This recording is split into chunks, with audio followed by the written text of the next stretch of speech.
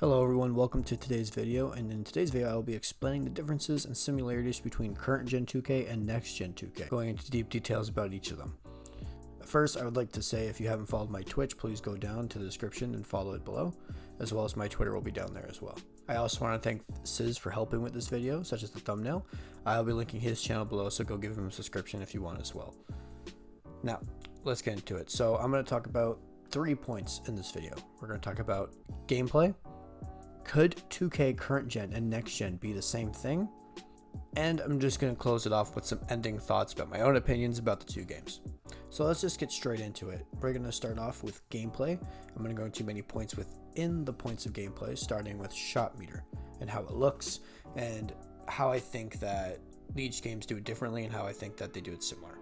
So we all know that the shot meter has changed from 2K20 to 2K21.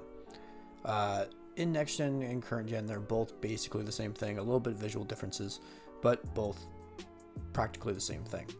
Shot aiming is another thing that I wanted to talk about. On current gen, when the game came out, it was a very broken feature. Shot aiming was definitely the better way to shoot. You just had an easier time and it was just easier for everybody to do. So it took like no skill to be able to do that. I feel like shot aiming on next gen's not really used that much. I didn't really see it on my time playing. But people on current gen don't really use it unless it's for like post hooking and that kind of crap. But shot aiming kind of lost its way, but it's kind of useless now at this point. Now I want to talk about shooting. So shooting in general. So this is just shooting tips and everything like that. So easier on next gen. I think it ruins the skill gap of the game just because of how easy it is to shoot with like no badges. You can green threes consistently. I also think it's harder on current gen to shoot, making that skill gap even bigger because it actually requires some skill in order to shoot the ball. Yeah, like I was saying earlier, there is a post hooking problem on current gen with the shot aiming feature, as people could just post you up and then get rid of that and then post hook and then make it almost every single time, no matter how much you contest it, because shot aiming is broken in that way still. Contesting in current gen as well. So when you take a shot and someone's closing in on you, how good is that on current gen? Well, if you've played current gen, you'll know that you have to be basically touching them in order to contest the ball. People can only get like 2% if you're even just standing 2 feet away from them. The contesting, you do have to be very particular about it, and I say that is a downfall to the game. It is very weird that you could be almost right beside the person, and it doesn't do anything. The contesting in next gen, though, seems like it gives more space. Like you don't need to be pressed up against them as much. You do still need to be like kind of on them, which I think it does, like I said, does a better job of the contesting, as it makes it more realistic on how that contesting works.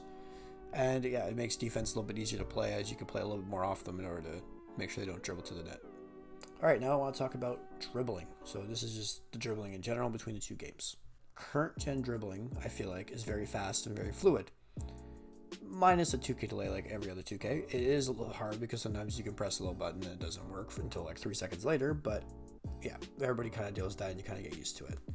If there was no 2K delay, it would be cool. It'd just be just like my career, and it would feel like dribbling would be even better.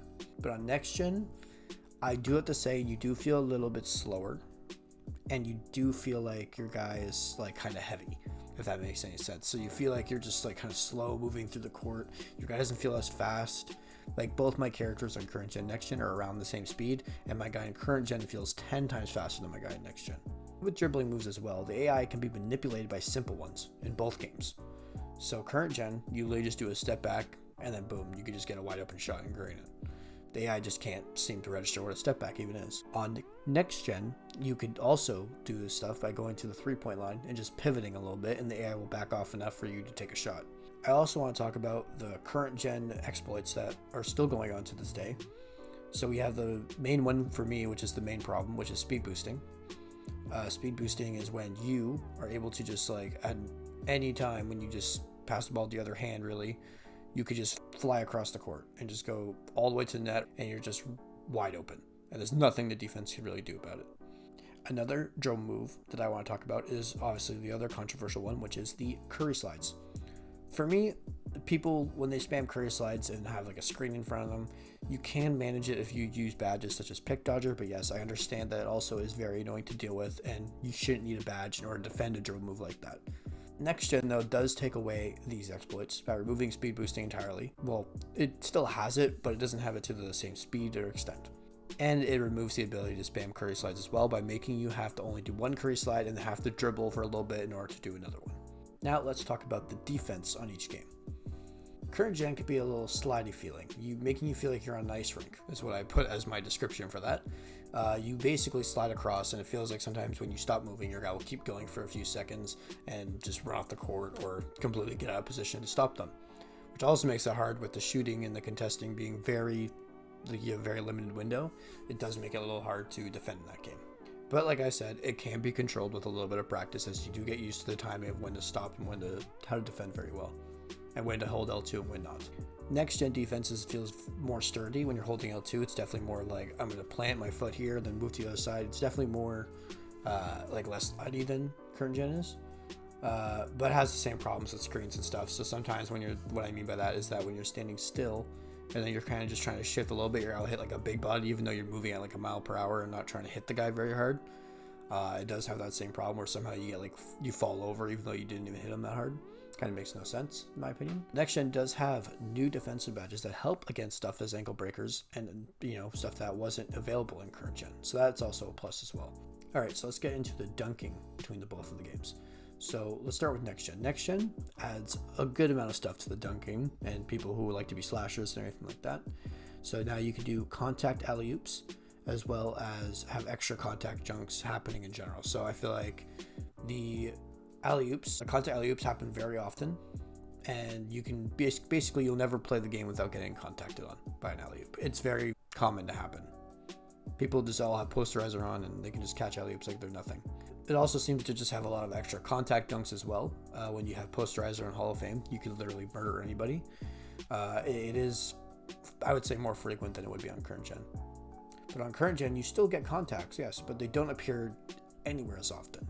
They feel more cool when you get them because it seems like a rare animation, while in next gen it's kind of like an expectation, if that makes sense. You kind of expect your guy to fucking just murder this kid under the net. In current gen, you actually use it and you kind of get lucky with it, I would say, because it does depend on like both the person's finishing stats and the opposing player's defensive stats as well.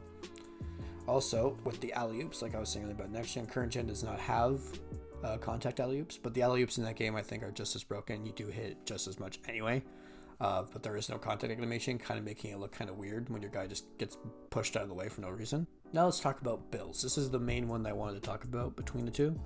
So let's talk about current gen first. Let me go into the goods about current gen's builds, okay? Current gen, I feel like you see everybody with different kinds of builds, definitely playmaking shot creators being the most popular, no doubt, but there always will be a popular build, so I feel like that isn't the problem. And you'll see, I've seen people with the weirdest names, like athletic finisher. I've never seen anybody have before until the other day. You see a different range. It's not just everybody being one thing.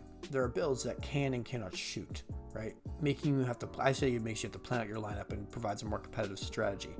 Maybe you play this game casually, all of this doesn't really matter. But when you have separate builds and you have people who are like glass clean finishers and you have like a playmaking shot, right? You have to rely on that glass clean finisher to get boards because that's basically all they can do and dunk. They cannot shoot from the 3-point line. So for the defensive standpoint, that's like, oh, we just have to sit paint, right? So it kind of gives that little bit of a trade-off that I like. Like, would you want to play with a center that can shoot but doesn't get his boards, doesn't have like as high board stat such as the glass clean finishers? Or would you rather a glass clean finisher who has like a 95 rebound but can't shoot from the 3-point? Now, let's go into next gen builds. This is where I kind of bring down next gen by a huge amount. I think the builds in that game are completely busted and completely stupid. So everyone seems to be a demigod in that game. They can do basically fucking everything.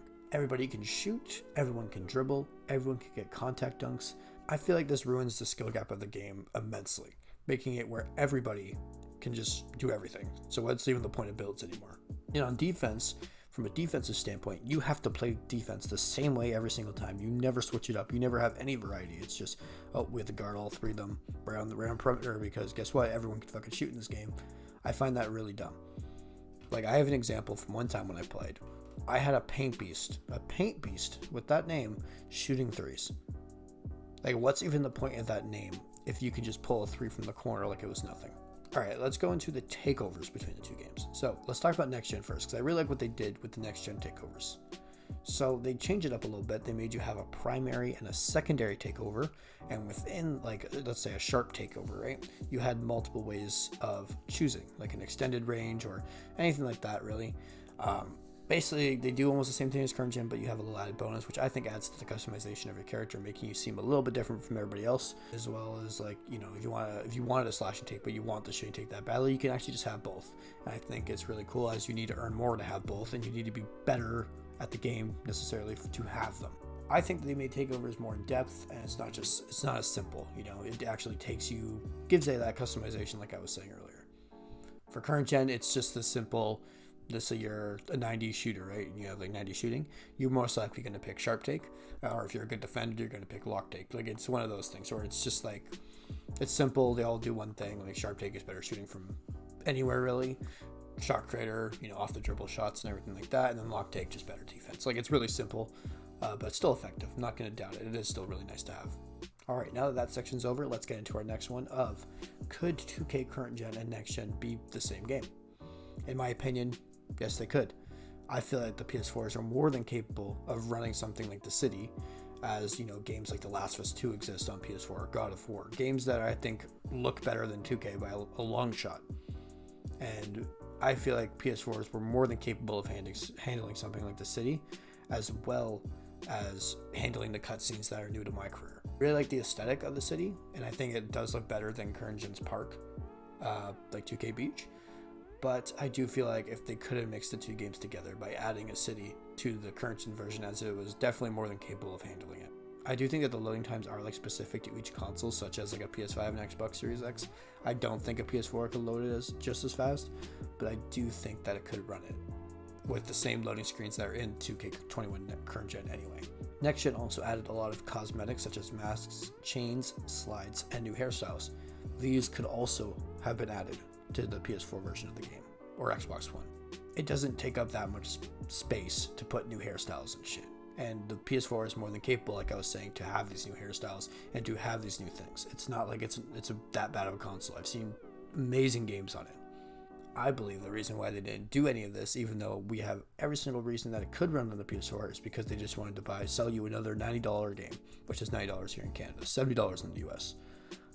And they just wanted to sell you a whole other game with the up price of next gen, which I believe this game is not next gen worthy and not worth that $90 price tag. Okay, let's get into the ending thoughts of what I think. So to end it off, I do think current gen is a better 2K in general. If you like next gen, that's good for you. That's a good thing. I'm happy you're having fun with it. I just feel like if you look at every fundamental of the game, 2K current gen just is phenomenally better. Like I said, next gen does have things I like, such as adding all these clothes and everything like that, and the city and everything, but I do feel like those could have been on the current gen version and didn't need to just be forced just onto the next gen version in order to sell a different product.